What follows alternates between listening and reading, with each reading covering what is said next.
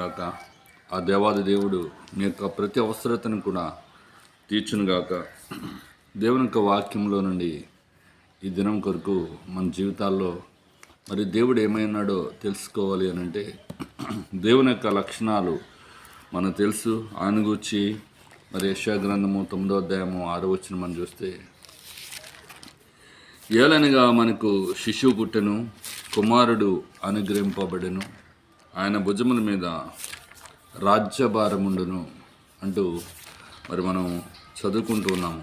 ఆయన కూర్చున్నటువంటి సంగతులను ఆలోచన చేసినప్పుడు 9వ అధ్యాయము 6వ వచనంలో చాలా స్పష్టంగా దైవ గ్రంథం సెలవిస్తుంది.